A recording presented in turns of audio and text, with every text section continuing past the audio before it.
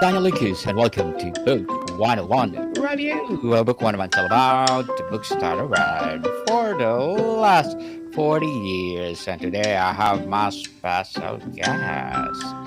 She is a registered clinical counselor and, of course, a debut author of the book Always Hungry, no other than Miss Jane McGuinness. Hi there. Hi. Welcome, Miss Jane. And can you please introduce more about yourself that I miss? Absolutely. Hi, Daniel, and thank you for having me. So yes, I'm an Australian expat now living in Canada, and um, have just made a career change in writing full time. This is my first book, and have just discovered this passion for writing in my 40s, and they're very excited to talk about Always Hungry and share. Yes, Miss Jane McGuinness. Thank you so much for sharing your knowledge and wisdom to the world.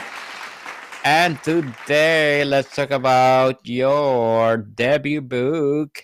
The Mhm. title, Always Hungry, is so evocative. Beyond the physical sensation, what Mhm. were you truly hunger for before your transformation began? Yeah. Thank you. No, and absolutely, it was important to me.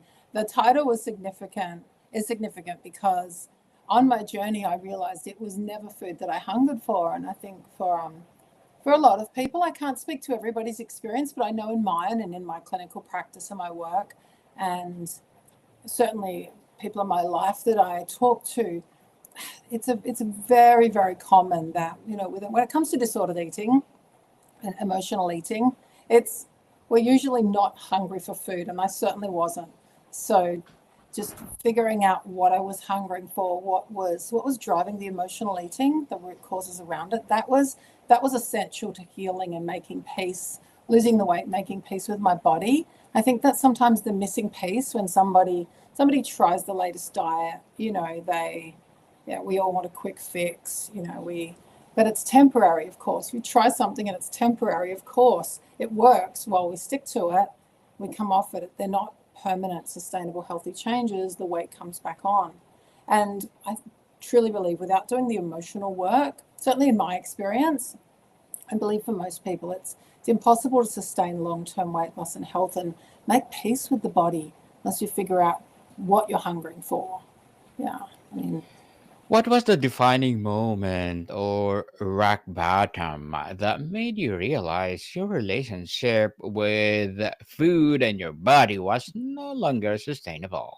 mm, yeah, that's a great question. I mean, I'd certainly always known. I'd always tried the latest diet. I was always trying to lose the weight, and then I had three children, very back to back. So of course, gained the weight after the first pregnancy and didn't lose it, and then gained more.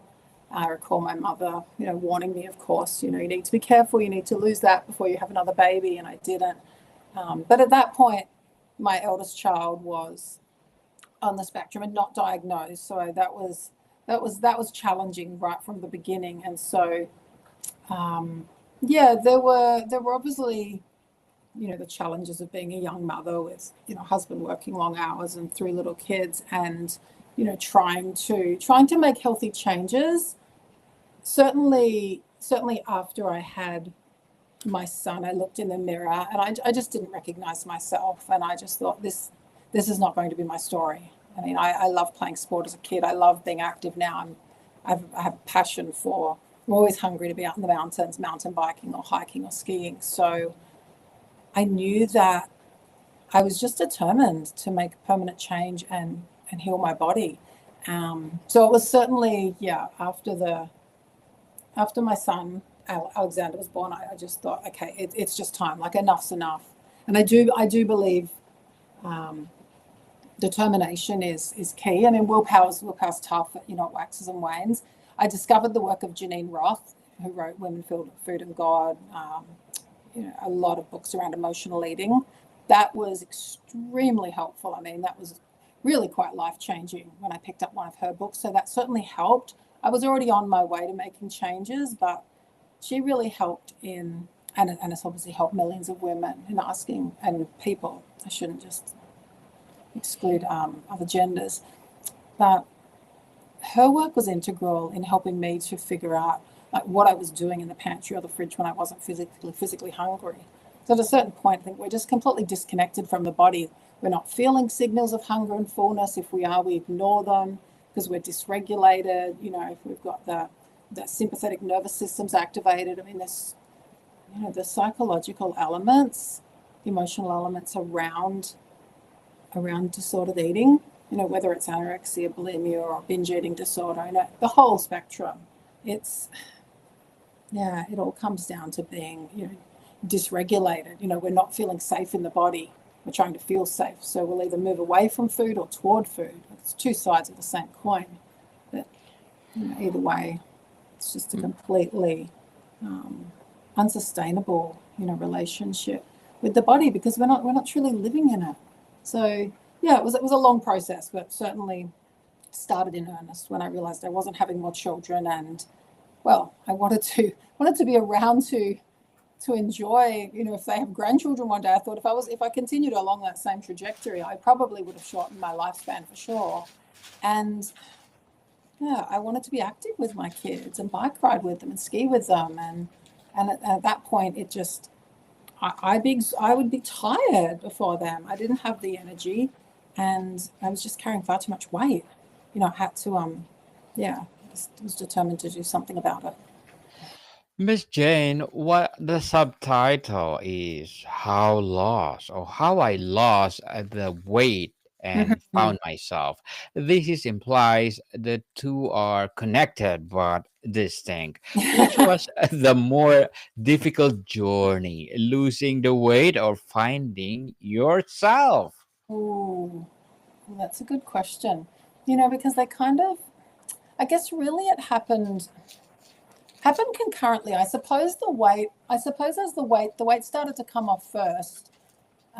Certainly then through the separation and divorce, I mean, the breakdown of my marriage, I went back to school, studied postgrad psychology. So that was also a game changer in better understanding um, my relationship with food on an even deeper level, and just there's just so many layers to this, and as there is for everybody, I think when yeah, they begin along a path, a journey like this. And so, of course, I find the study of human behavior fascinating, and that was incredibly helpful in helping me to just find out who I am and what I wanted, as particularly when I was suddenly separated and divorced and questioning, like, who am I other than being somebody's wife, somebody's mother, somebody's daughter? I mean, I often, you know, I was a housewife for a long time. I mean, I gave up my career after university and had the children young. And,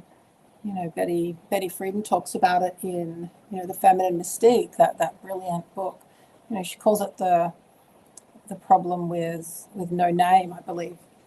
That had the problem that has no name. And I didn't realize until I read that recently that she was just perfectly describing where I was at. I mean, I'm very grateful. I mean, I know it's a privilege to be at home with your children and out of the paid workforce. I'm grateful for that. I was very lucky.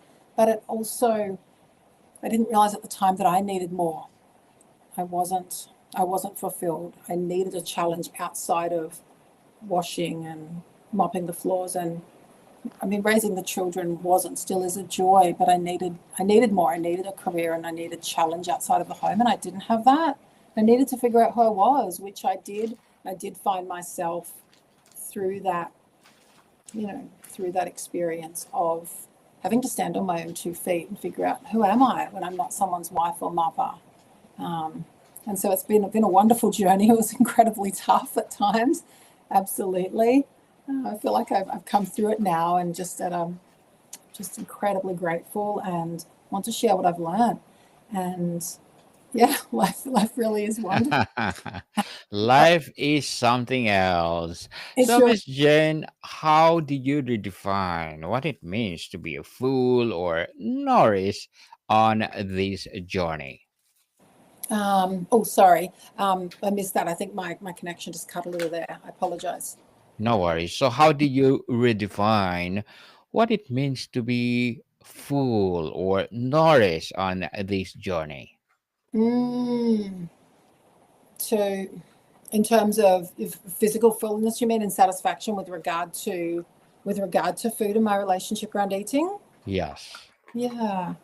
Um, I mean, there was certainly a lot of practical tools I picked up along the way. I mean, a lot in Janine Roth's books that I still have, on my bookshelf and will have forever. And occasionally I'll read back through them. I think even just figuring out the interoceptive awareness, that piece of reconnecting with the body, the somatic work, so that we truly, truly check in. So often a lot of us think we're completely ignoring. We're not listening if we're full. Sometimes we ignore signals of hunger. Sometimes, like myself, I was always snacking. I was never hungry because I think when we snack too often throughout the day, like we don't give ourselves a chance to be hungry. And food always tastes better when you're hungry. And what I learned, of course, is that I'm not going to die if I'm hungry. I haven't snacked. I don't need to. I can wait until dinner and enjoy the meal. So even those simple tools of checking in on a 1 to 10 scale and asking yourself, getting curious with the body. I think that's really important. And slowing down, when we put our feet on the ground and we really just, those grounding techniques some people may have learned if they've been to therapy or done that kind of work, where you can actually just ask yourself, well, say if 10 is completely stuffed and 0 is ravenous, I'm going to die if I don't eat. Where are we? Are we a 5? Like after a big meal, are we a 9? Have we had too much? Are we a 2 and we're starving? There's often, how many of us just don't even consider that? Well, because we eat because it says it's 12 o'clock or it's 6 p.m. and it's time to eat, without any kind of intuitive eating, any awareness. So yeah, I certainly advocate that. And while I'm not perfect. I mean, there will still be some days where I catch myself in the kitchen, if I'm under stress, and I'll stop myself. I'll go to the fridge and I'll think, I'll ask myself, like, what am I doing here? What's going on? And then I know now, after years of practice, I can catch it, and I'll be able to figure out, okay, this is about, whatever it is. It's an issue with a child or my mother or whatever, but it's often we don't. So we're mindlessly standing in the fridge or at the pantry snacking and just not enjoying the food. We're just not, it's not respecting ourselves or the food in those moments. And it's comfort we're seeking, and we're seeking safety in the body. If the nervous system's activated and we're under stress, and it's a coping technique, but in the long term, as I discovered, it's very, very unhealthy, and it's not, certainly not sustainable. And I think a lot of us do it sometimes without awareness. Just these habits just become ingrained very, very easily. So yeah, I'm always checking in just to see physically what's going on. Am I under stress? Do I need a walk? Do I need a hug? Do I need a bath?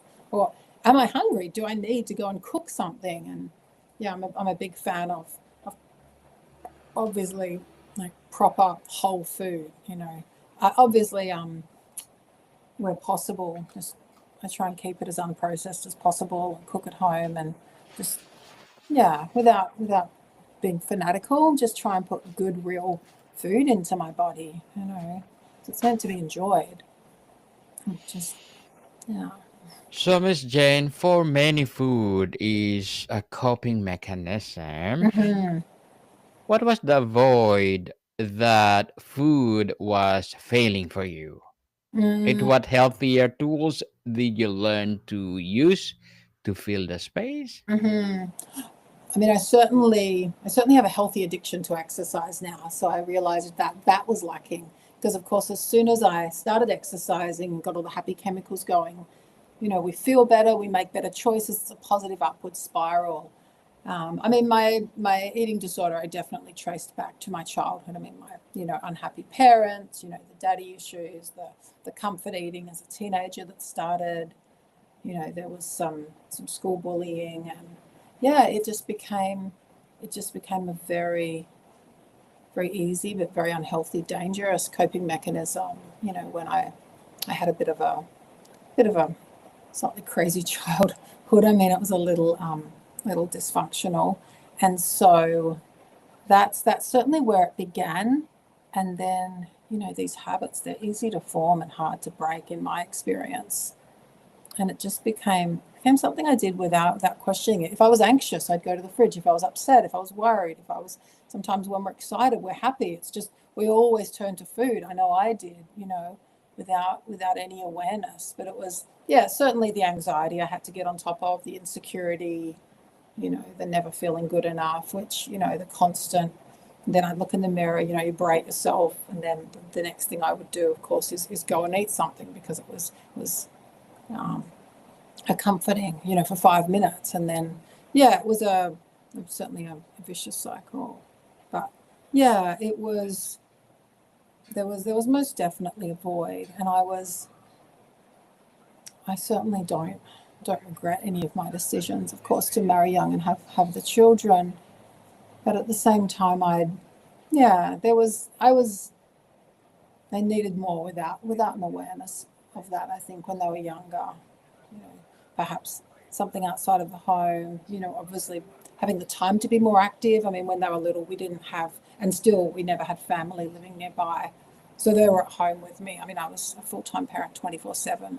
We didn't have grandparent support so I was certainly hungry for a break when they were little. There was no respite. I mean, I didn't have a nanny. They didn't go to daycare, so they had 3 little kids, and it was wonderful. Don't get me wrong, but I didn't cope with the stressful times in a healthy way, because I would just go to the fridge or bake something, and I still love to bake, but now I just bake healthier versions of the things that I love.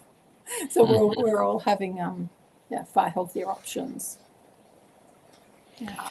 How did you navigate the complex emotions like guilt, shame, and fear that are often tied to food and body image? Mm-hmm. And I guess that was a big piece of the healing journey in recognizing in my 30s that I was apologizing to the world. I think anybody who's overweight or obese, we're constantly apologizing for being too big, apologizing for feeling like we're not good enough, apologizing for our presence. And yes, coming into my own as a woman, I think, and recognizing that irrespective of our external form, of whether we're in a large or a small body, that we are all equally worthy and deserving of love, and kindness, and respect. And that's another reason I wrote the book, because I see now, and I have that, and I give that to myself and everybody else I meet, and I refuse to judge. But I see it now. There's still a lot of judgment out there, a lot of body shaming. I mean, despite the progress is being made, but we still live in a very, very unhealthy world that idolizes, thin at any cost. And, weight, diet culture, it's wrapped up in morality and, racism. I mean, it's just embedded. People are, when you're bigger, you're judged as being lacking in willpower and greedy and weak and slovenly and all of these things that are just despicable. We judge. And so, and certainly in my 30s, when quite frankly, I got to the point where I just, there were quite a few expletives, and I realized, what, we're all deserving of love, and we are, irrespective of our body size, we're all good enough, and so there were a few moments where I had to make peace with myself and the world at large, which is still not a kind place, because I realize now when I step out, if I've done my hair, I have that slim privilege, that people talk about. The pretty privilege is real, and you're treated better when you dress a certain way and you're in a smaller body and your hair's done, you look a certain way, present that way in the world. And that was, it's horrific, and it's really, really sad, because I had the other experience too after I had my kids, when I was at my heaviest and I wasn't treated well. And of course, I was exactly the same person. I mean, I was less confident, but the difference in society everywhere, in terms of the treatment I receive now as opposed to then 15 years ago, it's incredibly sobering. And that's something else I wanted to speak out about when I wrote the book, because it's not okay. It's absolutely not okay that we judge somebody, or we treat them poorly because they're in a larger body. It's disgusting. Miss Jane, as a debut author, what are your short-term and long-term goals? Oh, sorry, what was that? As a debut author, what are your short-term and long-term goals? Um, oh, I think they're quite similar actually, both short and long term. My youngest is in grade 12 and will be heading off to university. So I'm excited for this next stage to travel. I want to travel extensively because, there was obviously, we tree traveled when the children were little, but there's a different kind of travel. There's only so much you can do, and it's also expensive. So I'm looking forward to writing, continuing to write, um, in the middle of a couple of projects at the moment, actually. And yeah, most definitely wanting to explore, write about my adventures, and also just share this message as much as I can to anybody who will listen. I mean, there's a few. I mean, the message to be kind, irrespective of somebody's body size, to not to judge, and also the message around moderation, because I learnt that on this journey. I learnt that the crash diets don't work. It really does come down to taking a walk and, using common sense and cooking food from scratch and losing weight slowly, not on some ridiculous crash diet, and doing it slowly and sustainably and in a healthy way, because I feel passionately about nutrition and just enjoying food, enjoying real good food that's not processed and doesn't come out of a factory and isn't full of chemicals. So I want to share that message and write more about it, and about how we keep the weight off in my next book. So I can explain, okay, when you lose a lot of weight, how do you keep it off for 10 plus years? Because most people don't. 95, 98%, I was told the stats are by one doctor. That's the number of people that lose a lot of weight and then regain it. And I've kept it off. So I want to share what I've done and what I continue to do to continue to have this peace in the body, so that I can live in a body that's, I feel good being in. I'm active, and so I can go and hike and climb and just live with energy. And I believe that does come down to a great deal of things, joyful movement, like finding something you love doing, enjoying good food in moderation, just using common sense. I mean, meditation, like yoga. There's a whole lot of the mindfulness piece, the interoceptive awareness. There's a lot that not that I incorporate now into my world, so that I feel well and maintain this health physically and mentally. So I'm definitely putting that in the next book. Next book. Good luck to your goals, Miss Jane, and looking forward for more success. And before we wrap up our discussion for today, I'm inviting you to please do listen to my other podcast, people. My other podcast, because my Hmm. abstract essay is already in fifth season, abstract poetry in second season, and my book 101 review in fifth season too, comedy 101 in second season, and my food 101 Oh in wow! fifth season as well. Love Geography to check 101. them. I'd love Yes. to check them out, especially I'm very passionate about travel and food. I mean, I love good food and I love travel. So and actually I enjoy poetry and comedy. I enjoy a lot of stuff. I'll definitely check them out. Yes, please. Yeah. Geography 101 in fourth season, and my baby podcast Law 101 and Mental Health 101. Love Letters in third Wow. season. Movie 101 review and music 101 in fourth season, and Science 101 and Sex 101 in its first season. Please listen Oh, to that's them great. wherever you listen your podcast. So Miss Oh, I'd love Jane. to. Hmm. Yes, please. So, Miss Jane, tell us, what will be your expectation for your debut book? Oh, goodness. Oof.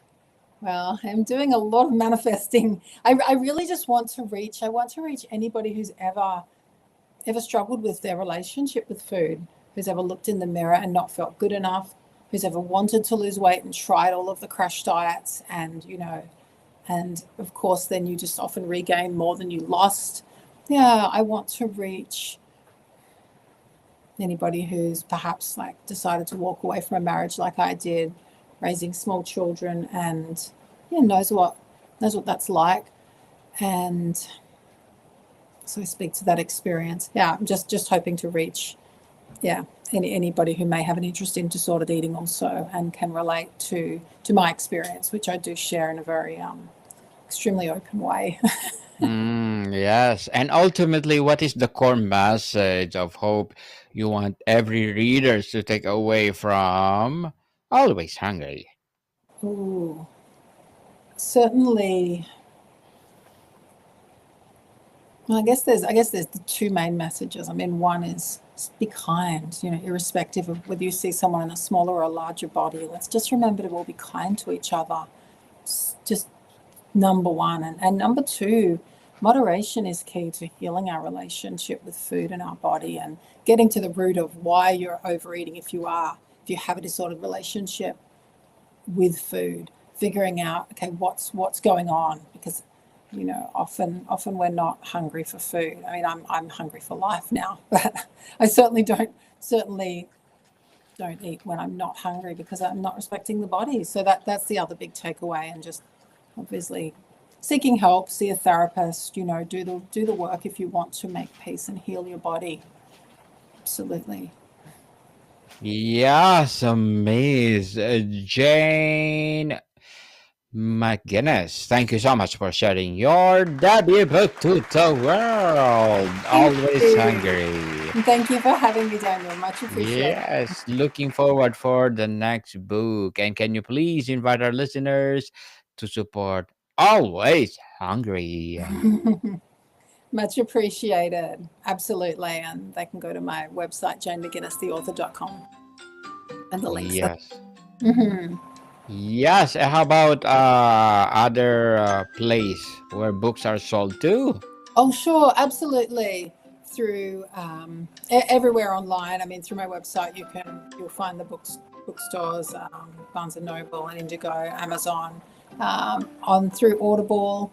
It's available. I voiced that myself, and the ebook online also. So yeah, it's available everywhere for pre-order now, and shipping pub date is October 14. So just very, very close.